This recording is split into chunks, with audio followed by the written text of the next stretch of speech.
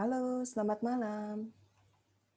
Mungkin saya bincang-bincang sedikit ya, yang belum kenal City Life atau dari undangan. Saya perkenalkan, nama saya Tina, kami dari City Life Sehat, kami berada di Kelapa Gading. Dan topik malam hari ini yang kita mau bicarakan mengenai talk about back pain. Oke, ya. Mungkin boleh di kolom chat, silakan. Kalau mungkin ada pertanyaan atau pengalaman seputar back pain, silakan. Kita akan talk about back pain. Mungkin ada yang pernah ngalamin, aduh sakit pinggang, terus bisa dengan ini gitu. Atau kan ada yang bilang kan, nah, sakit pinggang, coba berenang gitu ya. Atau dengan yoga, atau dengan pilates. Oke. Oke, saya sapa dulu. Oh, Rendro Pilates rajin pakai korset, yes. Oh ya, mengenai korset, saya jelaskan dulu nih, mumpung masih masih nunggu yang lain join. Korset itu cukup menarik loh. Beberapa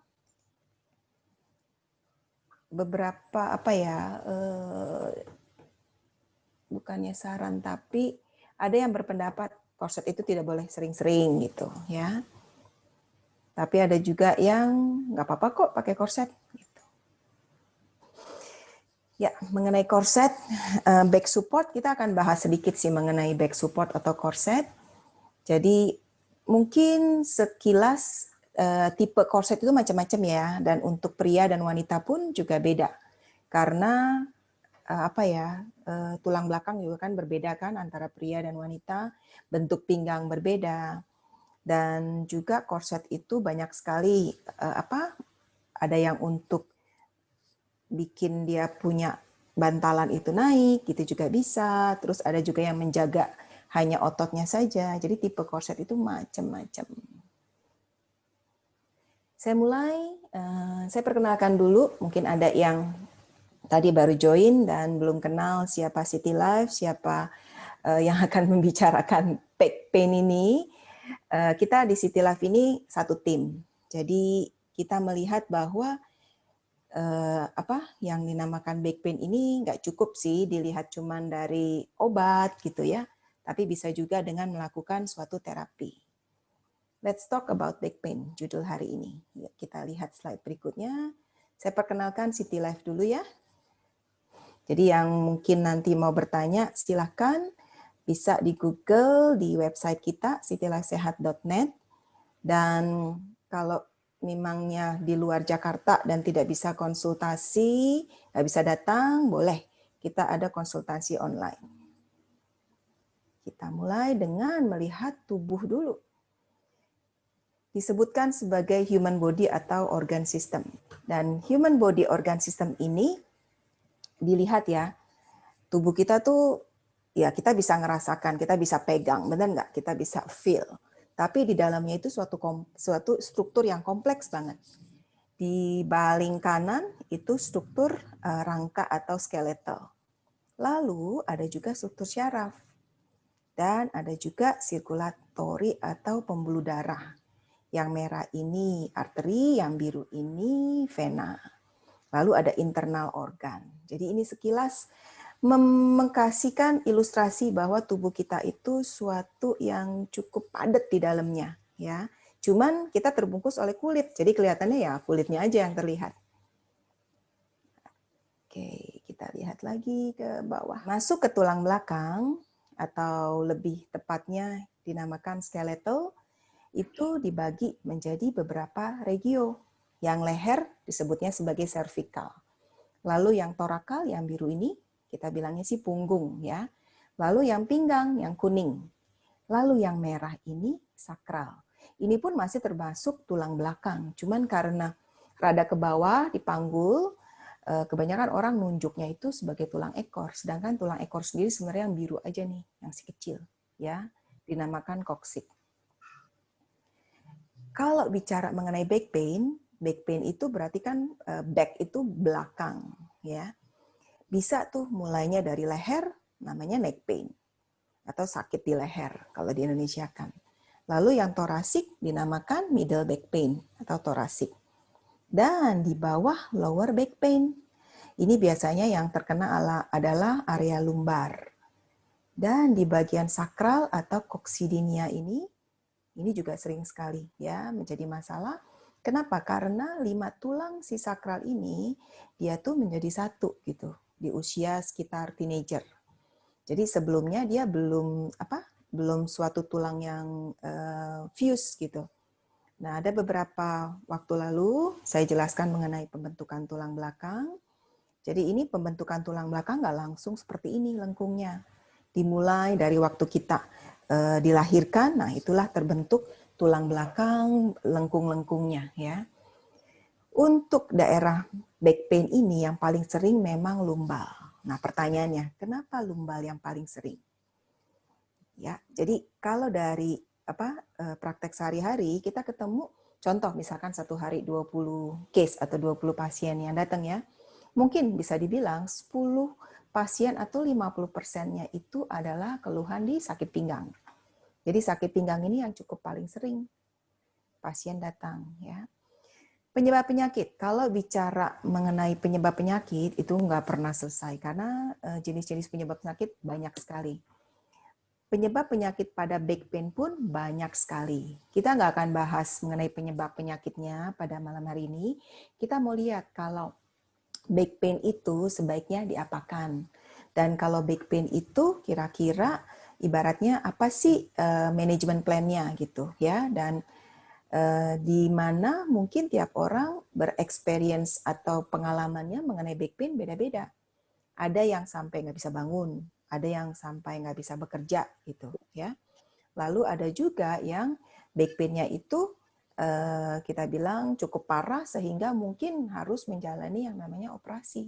Ya. Penyebab penyakit yang menarik buat saya, kalau back pain, kita sih jarang dapetin yang infeksius, yang ibaratnya infeksi itu jarang, karena kemungkinan kalau infeksius pun itu sudah ditangani di di bagian dokter syaraf atau dokter tulang, karena kan pasti ada fever, ada panas gitu ya. Jadi mereka jarang sih cari kita nih, chiropractic. Tapi yang masalah degeneratif, karena mungkin pemakaian, lalu karena traumatik, karena ada cedera, ya. Lalu ada juga yang sakit pinggang nggak ketahuan, jadi ibaratnya udah kemana-mana gitu cari, and then terus waktu datang gitu ya ke klinik kita cek dan kita dapatkan bahwa mungkin penyakit pinggangnya atau sakit di pinggang atau di pundaknya karena adanya sesuatu yang idiopatik. Yang kita namakan mungkin pernah dengar skoliosis, ada tipe yang idiopatik ya. Dan kongenital juga ini sering sekali. Kongenital, saya bersyukur saya mempelajari satu topik ini. Jadi, oh ya, background saya ceritakan sedikit ya. Mungkin yang belum kenal, saya dari Atmajaya, saya ambil sarjana kedokteran saya di Atmajaya. Waktu itu saya nggak belajar terlalu detail mengenai kongenital. Kongenital ini saya pikir, kayaknya something yang biasa aja deh. Tapi waktu kita melihat tulang belakang, ternyata banyak sekali pembentukan tulang belakang yang berbeda satu dengan yang satunya. Jadi satu orang nih, misalkan A ya, mungkin kembar pun ya A sama B akan berbeda tuh, gitu, kongenital. Dan ini seringkali menyebabkan yang dinamakan sakit di pinggang, di leher.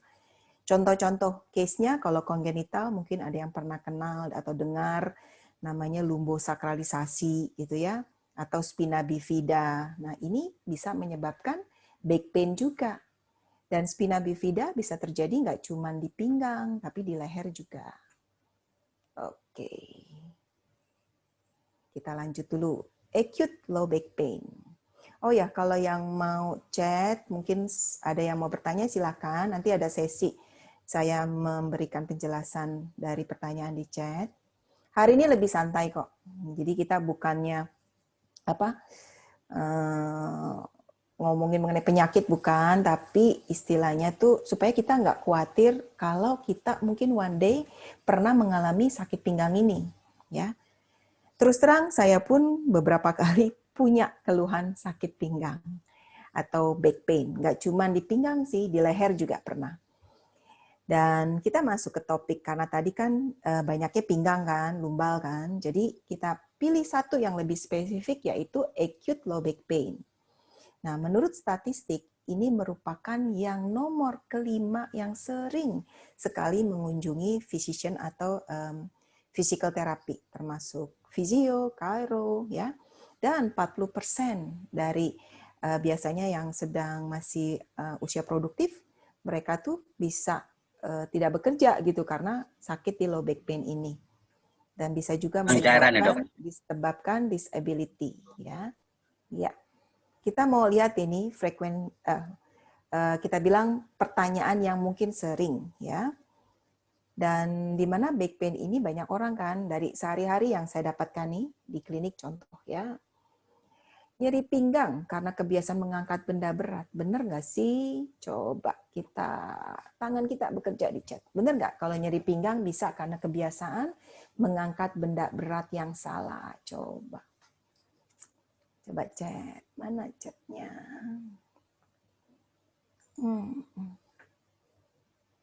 Oke, nanti saya... Oh ya, kalau ada yang mau case-nya dibahas, boleh di chat di kolom everyone. Tapi kalau mau ada yang personal, mungkin setelah sesi, catat nomor WhatsApp-nya City Life, ya. Jadi bisa private. Tapi karena kalau yang di chat ini kan kita akan bahas nih. Jadi kan nggak semua orang mau case-nya dibahas ya. Oh, ada yang jawab benar. Iya, iya.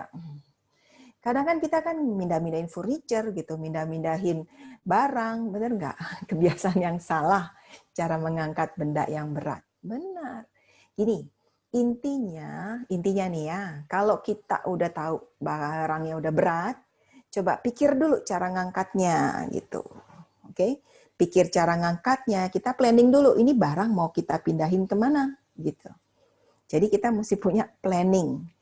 Oke, nah ada yang nanya, nanti pertanyaan nanti. Oke, kita lanjut. Jadi bisa salah satu penyebabnya memang karena salah mengangkat berat. Oke, saya sampingkan dikit ini. Nah, dan benar nggak sakit pinggang harus dengan berenang? Harus dengan berenang. Coba, mana ini yang ke bawah? Ke bawah apa ke atas ya? Nah, ini. Saya pernah waktu ganti spray angkat spring bed, iya, itu sering banget. Karena spray itu rada susah kan, bednya berat gitu ya. Jadi masukin sheet-nya itu, spraynya ke dalam itu, waduh, nggak mudah. Oke, kayaknya nggak harus deh berenang, tapi disarankan karena low impact sport. Good. Katanya selain berenang juga pakai yoga. That's good, ya. Yeah. Jadi nggak harus dengan berenang. Karena gini, nggak semua orang punya privilege juga untuk berenang. Pertama, ada yang punya masalah dengan sinus, nah itu juga susah tuh untuk berenang. Lalu kedua, ada juga yang nggak bisa dengan air kan, maksudnya dengan water itu dia nggak comfortable. Lalu ada juga kalau berenang itu misalkan kaporitnya, jadi rambutnya dan masalahnya. Jadi berenang itu nggak cuma ya kita mau berenang gitu, enggak. Jadi banyak banget yang dipikirin, apalagi kalau wanita yang rambutnya panjang, keramas dan sebagainya. Tapi nih ya, kalau kita punya kesempatan dan kita punya waktu dan kita punya tempat yang kita tahu nyaman dan aman untuk berenang, berenang itu sangat bagus. Saya cerita dulu ya. Jadi berenang itu kenapa? Karena kanan dan kiri kita bergerak. Dan kita ada beban yaitu melawan air, ya enggak? Oke. Dan sebenarnya berenang itu enggak cuma untuk sakit yang pinggang, leher pun, bahu, ya. Itu juga akan membantu sekali. Saya bersyukur saya bisa berenang walaupun nggak jago-jago banget, dan saya pernah ngalamin waktu itu sekali leher saya itu sakit banget. Jadi persiapan untuk diving tiba-tiba mungkin salah ngangkat, tankinya berat, aduh langsung lehernya. Dan di situ ya udahlah saya nggak bisa diving. Ternyata ini saya instruktur saya waktu itu, loh kan kamu chiropractor, kamu tahu malah di air musuhnya lebih enak, bener juga. Jadi berenang itu juga sangat bagus sebenarnya buat leher. Oke, jadi plus minus lah dengan berenang. Tidak harus Namun berenang itu sangat bagus, nggak cuma untuk lower back pain, buat shoulder itu juga bagus ya. Saat ini pandemi ini susah banget berenang. Nah, cara berenang di darat adalah kalau yang bisa lihat video saya silakan, yaitu sama sih sebenarnya gerakan berenang. Ya, gerakan berenang. Jadi gerakan berenang itu karena dia menggerakin bahunya, ya. Jadi penting sekali bahu itu bergerak kanan dan kiri. Coba sedikit lihat chatnya. Pengalaman saya harus pilates dulu setelah badan terlatih seimbang baru mulai yoga. Oke, yoga is nice. Bisa membantu dengan berenang. Oke. Ya. Dan juga gini, banyak orang takutnya tuh kalau berenang harus bisa stylenya gitu. Maksudnya harus bisa gaya bebas dulu, harus bisa gaya dada dulu, bener nggak? Yang bisa dilakukan, kalau kita nih nanti udah free dari pandemi lah ya, kita udah punya kesempatan untuk water exercise lagi, kita berjalan di air, kita bergerak di air, itu akan membantu sekali. Gitu. Jadi coba memang butuh effort untuk berenang atau water exercise itu butuh effort, but resultnya very good ya. Bahkan ada juga kan, pernah dengar kan hidroterapi. Jadi terapi yang dilakukan di dalam air ya, untuk membantu pergerakan di sendi-sendi. Oke, yang setuju, yang nggak setuju boleh dikasih di chat. Nah, ini atau bukan mitos sih, tapi pernyataan yang sering kita dapatkan. Kalau sakit pinggang, apalagi ada kesemutan, berarti syaraf terjepit. Biasanya langsung pertanyaannya, saya saraf terjepit nggak sih? Gitu. Biasanya gitu pertanyaannya. Yang bisa saya lakukan adalah, ntar dulu kita periksa dulu, karena syaraf itu memang melewati rongga, ya bisa terjepit. Tapi nggak semua sakit pinggang yang dengan kesemutan itu berarti syarafnya terjepit, belum tentu. Oke, perlu sekali pemeriksaan. Dan syaraf kejepit, tubuh itu sebenarnya nggak gini nih, nggak yang fragile banget. Ke salah ngangkat langsung saraf kejepit. Jatuh sedikit langsung saraf terjepit. Enggak seperti itu. Tubuh kita itu dibekali oleh otot struktur yang kuat, lalu ligamen atau struktur pengikat yang menunjang, dan juga punya yang dinamakan flexibility. Seringkali yang kita lakukan adalah kita tidak melatih tubuh kita melalui yang dinamakan flexibility itu. Jadi kalau kita mungkin lagi kaku dan kita jatuh, nah itu memang impact-nya lebih besar ya. Karena manuvernya akan berbeda kan di dalam tubuh. Jadi nggak selalu sakit pinggang yang dengan kesemutan itu berarti syaraf terjepit. Taunya bagaimana syaraf terjepit? Biasanya melalui MRI. Kita akan lihat nanti MRI atau magnetic resonance imaging itu seperti apa.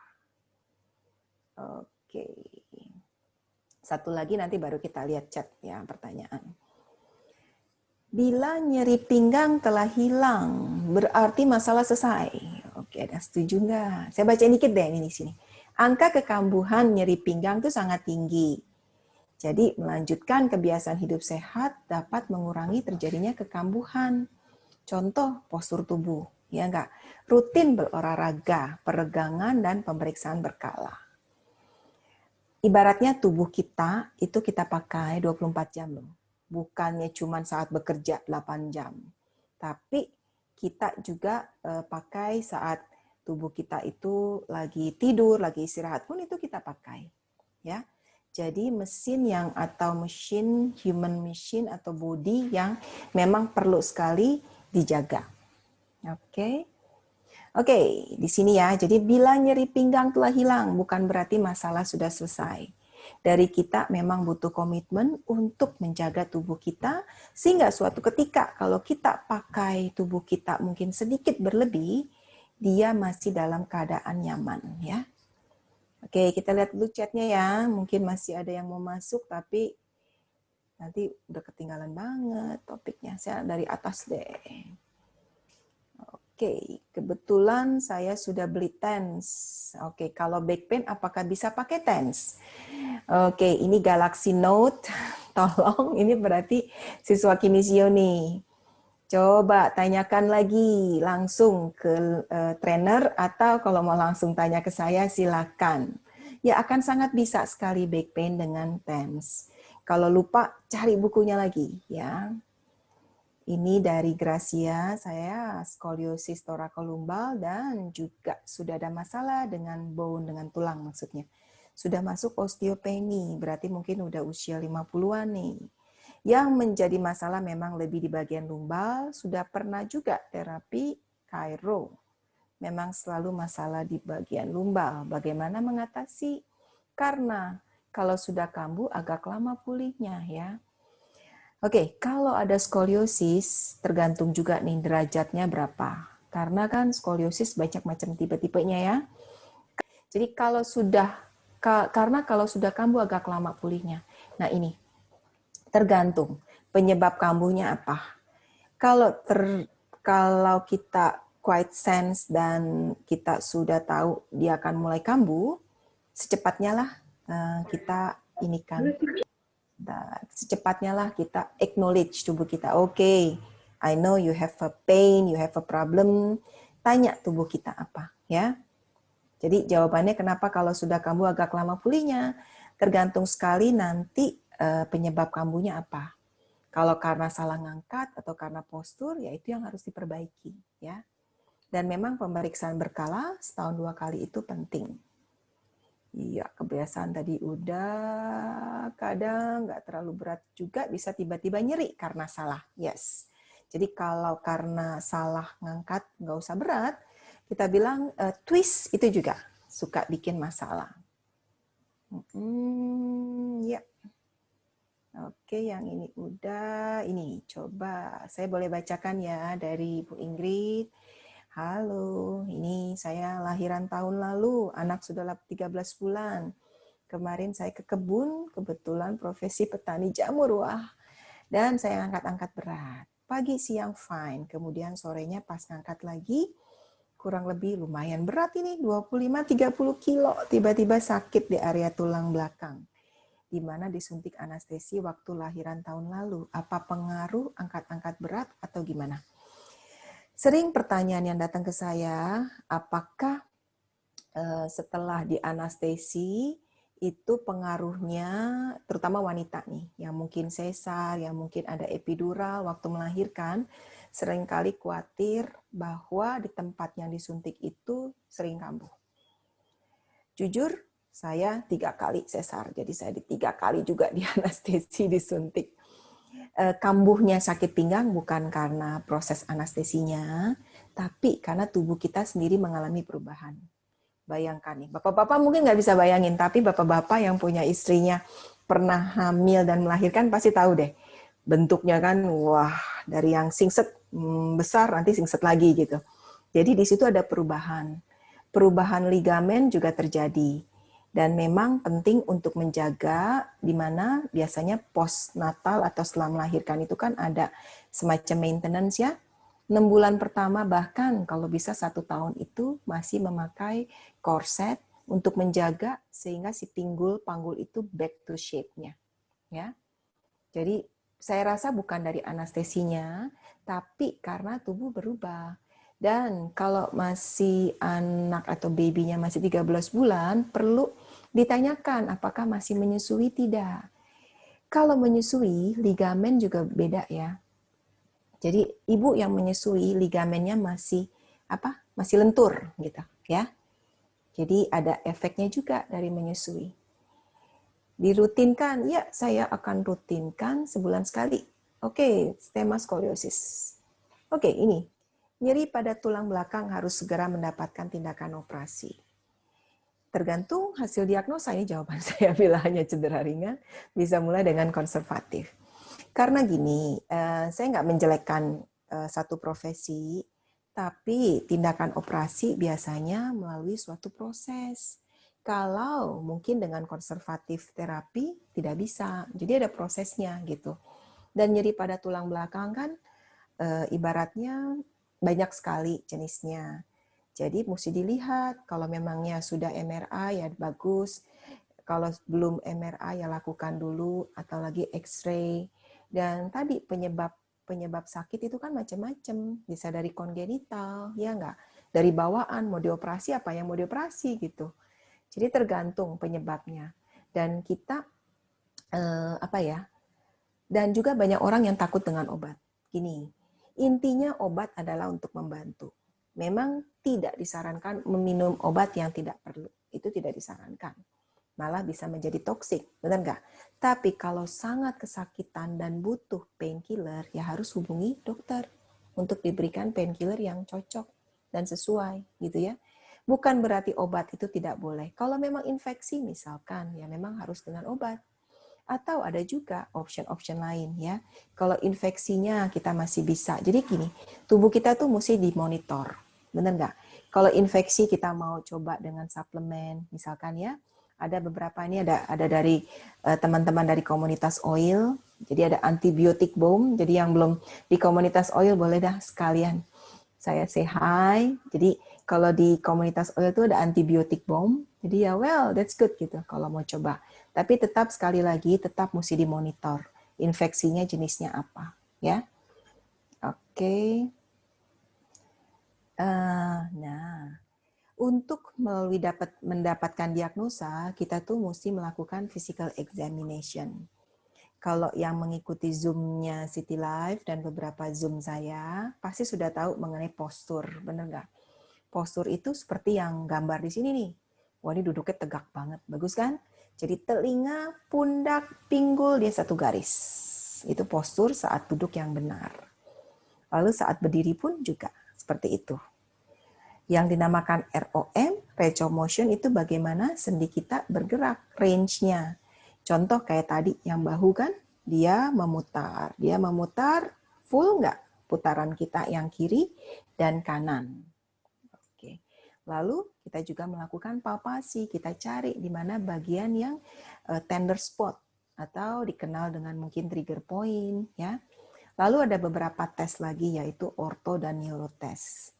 Nah, ini bisa kita lakukan atau kita lihat ya, beberapa case kita bisa lihat istilahnya self check gitu.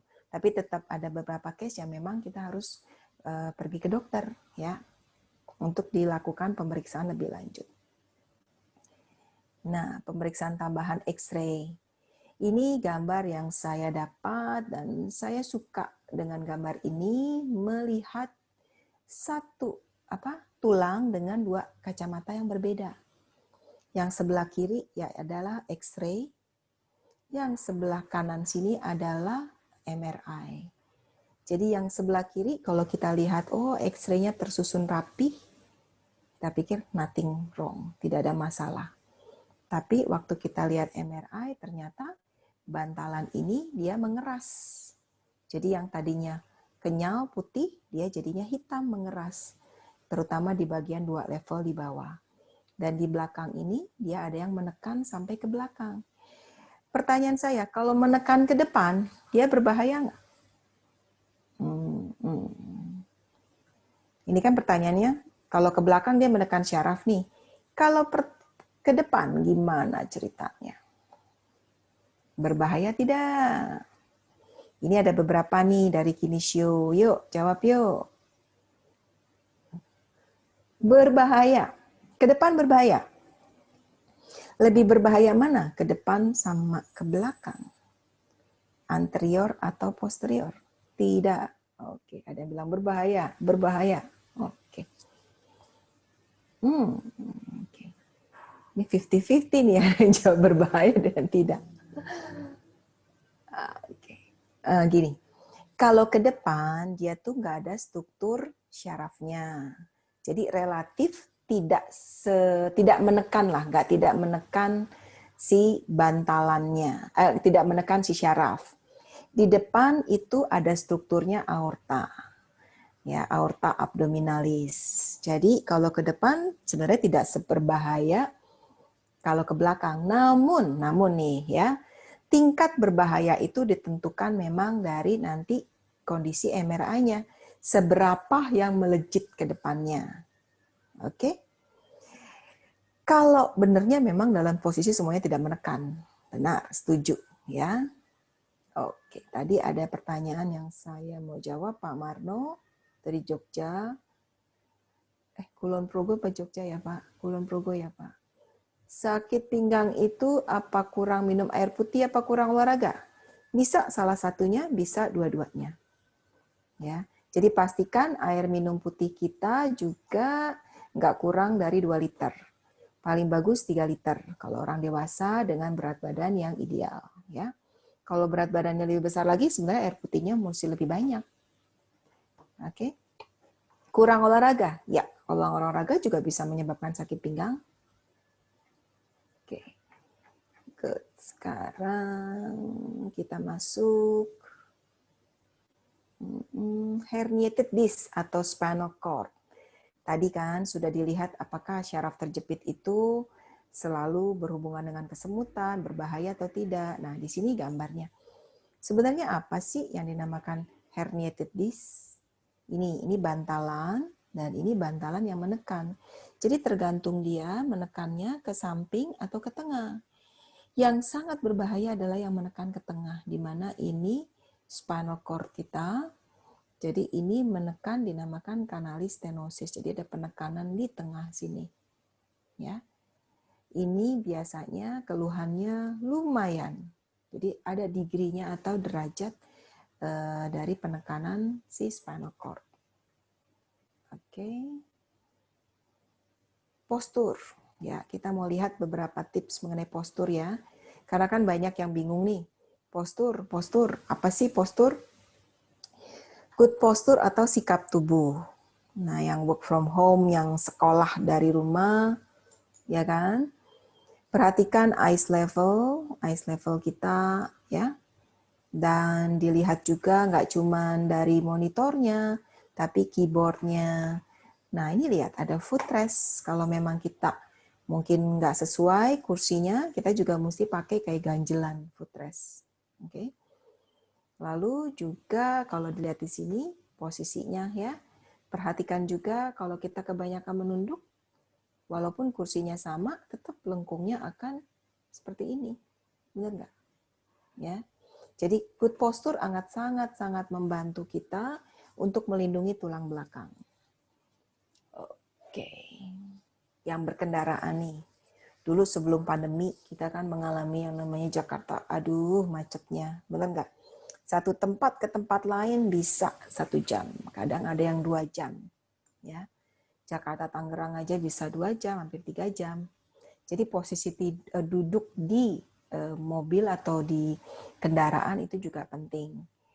Kalau kita tidak bisa mengadjust kursi kita, selalu sediakan kayak back roll, ya, atau bukan penyangga tapi semacam kayak support gitu buat leher bisa. And then kalau memangnya susah dapetin back roll, back support sebenarnya akan membantu untuk tubuh kita. Jadi kalau di sini lihat deh, intinya adalah key point-nya adalah telinga, pundak, pinggul satu garis intinya di good posture.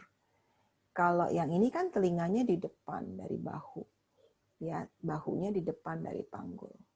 Dan ini telinga di depan bahu, lalu si bahunya di belakang dari panggul. Ini salah nih, postur yang salah. Oke. Nah, ini cara ngangkat yang benar ya. Jadi kalau kita punya mungkin pekerjaan tadi, Bu Ingrid mungkin ngambil barang atau apa, kalau kita tidak bisa mengangkat dengan posisi ini, berarti barang itu sudah terlalu berat buat kita. Jadi kalau kita masih bisa jongkok kita angkat, berarti sesuai dengan ibaratnya beban kita. Kan ada juga kan yang barangnya terlalu berat, kita nggak mungkin posisi begini. Berarti memang butuh bantuan, butuh help. Jadi ngangkat barang, perhatikan ya posisinya. Posisi tidur. Bantal. Pernah lihat kan bantal kayak gini? Ya enggak? Jadi bantal yang membantu untuk supaya leher kita tertopang. Sebenarnya tidak harus bantal seperti ini. Dan adanya bantal ini memudahkan aja tubuh kita untuk beradaptasi dengan yang dinamakan lengkung vertebra. Dan matras pun juga tergantung ya, ada yang keras. Dan tidur ini mesti kita persiapkan. Jadi bukan ya namanya tidur, asal istirahat, asal tidur, asal mata merem. Bukan. Tidur itu sesuatu yang penting sekali. Kan dia kan bisa 8 jam, benar nggak? Kalau di posisi tidur kita nggak punya istirahat yang cukup untuk tubuh, si tulang belakang juga nggak bisa rileks. Si otot-otot di samping sini pun nggak bisa rileks gitu. Dan akibatnya kita bangun pun rasanya nggak akan nyaman gitu ya. Jadi di sini perhatikan tidur itu penting. Mungkin, nah ini sedikit tips lah. Cek bantal kita apakah memang sudah ada saatnya harus diganti. Dari pengalaman saya ganti bantal itu biasanya setiap setahun atau 2 tahun pasti mesti ganti. Karena udah berubah tuh bentuknya. Kan tiap hari dipakai. Benar nggak? Jadi bantal itu juga mempunyai bukan daya hidup, apa sih? Ya masa pakai gitu. Nggak seterusnya dia bantalnya bisa dengan kapasitas yang bagus, densitasnya. Ada juga sih yang memory foam dan sebagainya, tapi tetap dia akan berubah dari waktu ke waktu. Oke, ini ada sedikit pertanyaan. Katanya dengan dari Ibu Linda Lydia, katanya kalau sakit pinggang nggak boleh dipijat, apa benar? Sekali lagi tergantung penyebabnya. Kalau sakit pinggangnya mungkin karena salah ngangkat, terus ototnya terkilir, boleh sekali dipijat. Tapi, catat ya, pijatnya bukan yang sakit dilawan sakit. Kadang kan kita udah sakit pinggang. Kita mau dipijatnya tuh biar sakitnya itu ibaratnya hilang gitu. Jadi tekan sekenceng-kencengnya. Itu yang salah. Nah, karena kalau kita udah sakit pinggang, tubuh sudah ada injury, sudah ada cedera. Kalau cedera, selalu terjadi inflamasi. Kalau inflamasi dipijatnya kekencengan, yang terjadi adalah makin bengkak atau makin inflame. Jadi apakah boleh dipijat? Boleh dengan tanda kutip. Pijatnya senyamannya, tidak dipaksa dan tidak terlalu sakit. Bahkan malah kalau lagi sakit pinggang mungkin cukup dengan mengoleskan, ya. Jadi mengoleskan mungkin antiinflamasi. Yang di komunitas oil bersyukur sekali banyak banget antiinflamasinya ya nggak. Ada Penaway, ada lavender, bener ya. Jadi boleh dioleskan aja. Biasanya kalau baru cedera itu inflamasi akan terjadi di 6 jam pertama. Setelah 6 jam pertama, tubuh akan mulai deh. Dia tergantung. Kalau inflamasinya bisa diredakan, inflamasinya akan cepat berkurang. Oke, dari Ibu Vivi, tanya, suami pernah didiagnosa HNP. Dokternya langsung suruh di laser. Apakah laser bisa memperbaiki? Dan apakah HNP bisa bertambah sering seiring umur? Ya. Yang dimaksud laser itu mungkin proses yang dinamakan PELT ya. Jadi ada teknik yang dimana yang bantalan tadi saya naik sedikit ya, baik sedikit ke bagian bantalan tadi. Jadi di bantalan sini yang tadi itu, ini kan ini di laser nih supaya dia nggak menekan si syaraf gitu. Dan apakah bantalan ini bisa menekan lagi? Bisa. Ya, karena kan ini kita masih pakai, kita masih bergerak gitu. Dan apakah dengan bertambahnya usia dia akan terjadi lebih sering? Bisa juga karena bantalan tuh bersifatnya dia kenyal, makin usia dia makin keras, ya. Dan itu bisa dengan seiringnya usia. Oke. Tapi nggak selalu kayak gitu patternnya ya. Toh biasanya kita kalau karena usia pun kegiatan kita udah semakin, aktivitas kita mungkin makin menurun. Tapi kalau semakin usia aktivitas kita makin banyak, traveling banyak, itu banyak, ya otomatis tubuh kita kan di dalam posisi yang memang cukup rentan terjadinya cedera ya. Oke, semoga terjawab Bu Vivi. Kita maju lagi, exercise deh. Kita melakukan exercise ini bagian dari self-care. Ya, nanti next time saya ajarkan exercise yang simple, easy, yang bisa dilakukan di rumah. Ya, exercise ini macam-macam. Di rumah bisa lakukan banyak hal, yoga di rumah, pilates di rumah, benar nggak? Lalu bisa juga mungkin sedikit walk di rumah, sepedahan, sepeda statis bisa di rumah, stretching bisa sekali, lalu ada sedikit weight, boleh pakaikan weight. Jadi ini bagian akan membantu mengurangi kita punya apa ya, what is called. Karena kalau otot, oh ya ini poinnya nih, ini penting sekali. Yang saya lihat banyak sekali orang atau yang belum mengerti kenapa exercise itu penting. Bayangkannya gini, dari tubuh kita, tulang kita nggak bisa pertahankan dia terus bagus. Kenapa? Karena ada proses yang dinamakan osteoporosis. Itu akan berjalan sesuai dengan waktu. Semakin adanya usia, semakin osteopenia, semakin osteoporosis. Namun kalau otot kita terus latih, itu dia makin ada yang dinamakan kayak strengthen-nya, kekuatan. Jadi sering-seringlah melatih kekuatan otot. Dengan apa? Dengan sedikit ada weight training. Weight training apa? Nah, bisa. Yang bisa ngeliat video saya, mungkin botol aqua diisi pakai pasir atau apa, batu. Nah, itu bisa untuk weight training, ya. Jadi weight training itu penting sekali untuk supaya si otot itu mempunyai strengthen atau kekuatan. Pemeriksaan berkala, ya. Saya di sini melihat banyak orang atau banyak dari teman atau klien yang mereka cukup serius menanggapi keluhan atau tubuh mereka. Jadi ada yang udah automatically datang sebulan sekali tanpa ada keluhan pun. Selalu saya kasih thumbs up. Oke.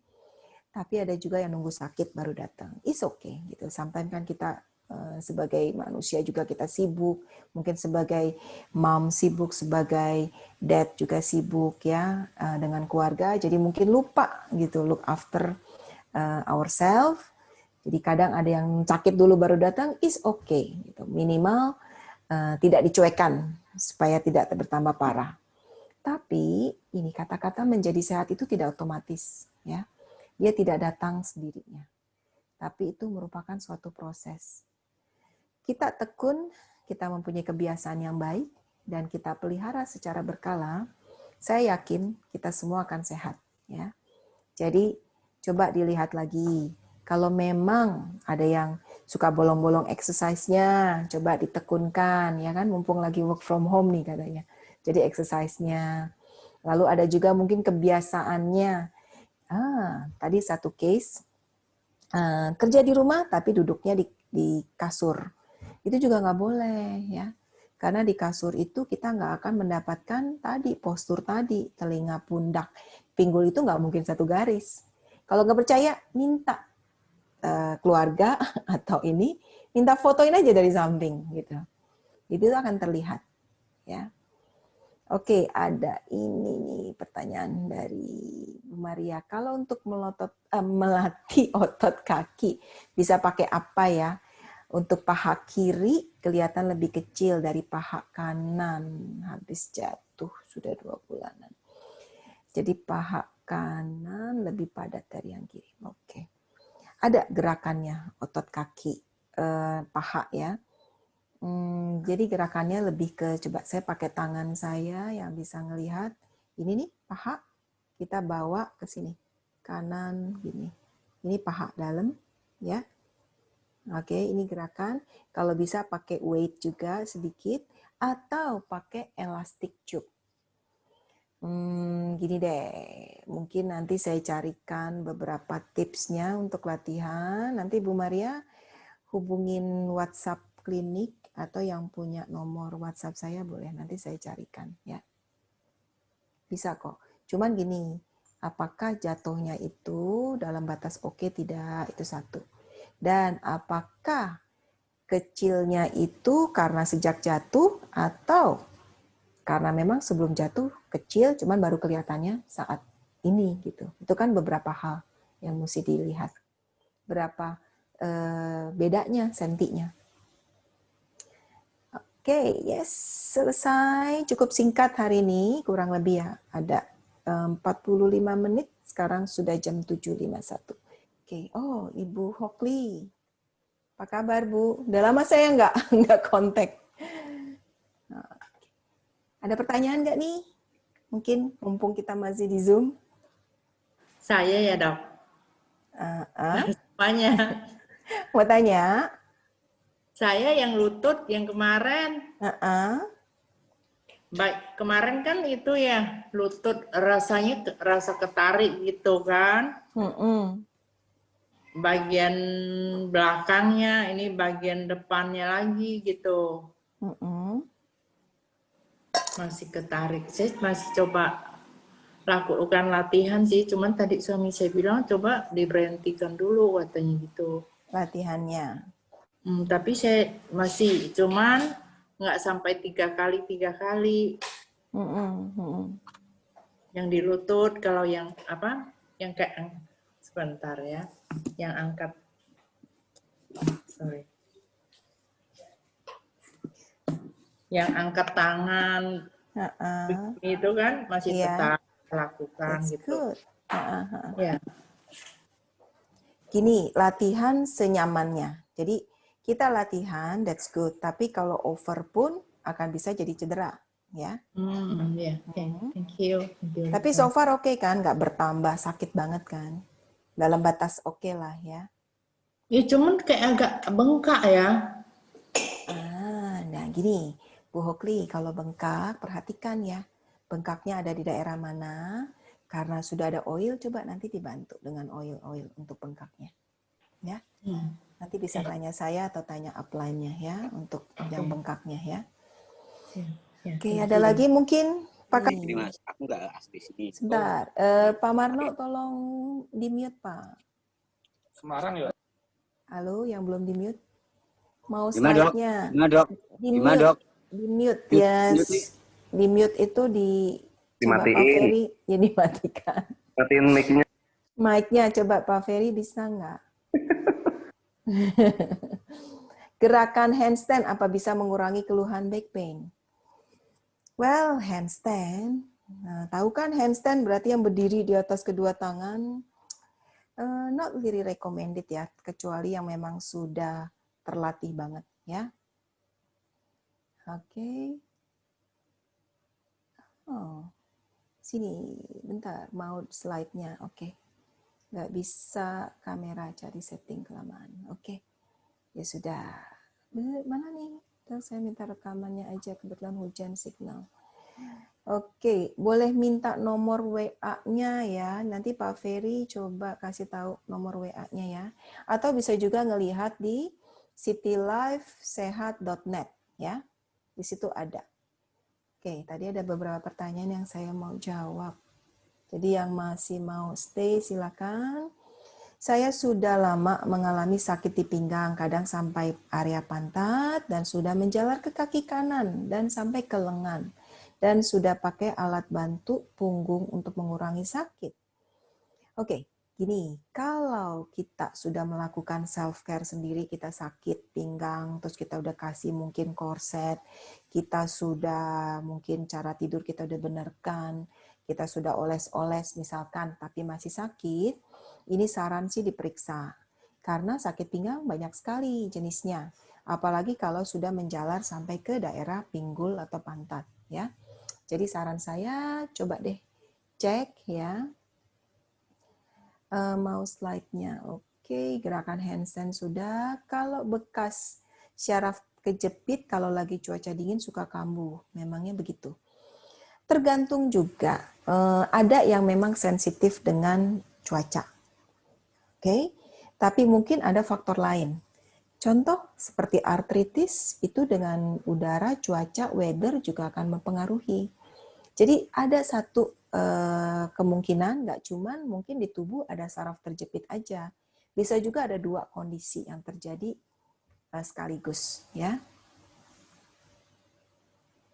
Oke. Mau tanya sejauh mana penggunaan oil bisa mengurangi rasa sakit?